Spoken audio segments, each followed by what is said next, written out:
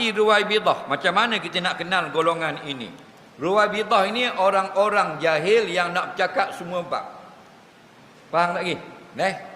Contoh Ruwaibidah, orang bodoh tapi nak tunjuk pandai. Contoh tengok final Piala Dunia. Final Piala Dunia Brazil lawan Jerman. Dia orang anak ikan Dia tengok kat TV live. Siap aja. Belakang bola atau belakang. Faham lagi? Padahal yang lawan tu Brazil lawan Jerman. Juara-juara dunia. Faham? Orang besuk boleh hajar lah TV. Faham? Itu contoh Ruwaibidah. Dia bodoh. Dia rasa dia pandai ada ramai. Faham lagi? Tak faham lagi? Itu contoh kita kelakar sikit. Faham lagi? Dia pandai tak main bola? Tak ada. Tapi dia boleh hajar Ronaldo. Apa Ronaldo tak lagi depan bola tu? Faham lagi contoh? Ni contoh. Gitulah kita lah ni.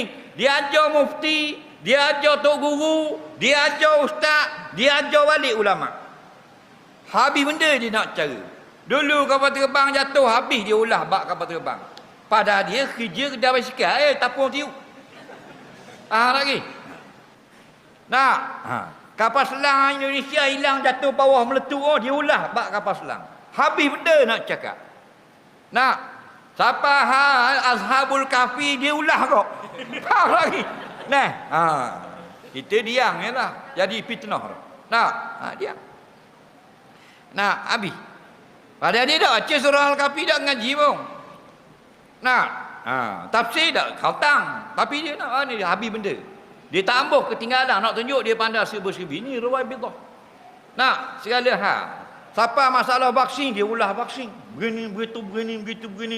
Nah. Dia kerja nak kata vaksin. Siapa Covid dia Covid. Siapa pakar topeng dia jadi mufti. Tahu tak? 3 mufti fatwa, 4,000 mufti lawan. Nah, itu faham lagi Ruwaibidah. Orang bodoh yang nak cakap hal yang tidak layak dengan dia. Soalan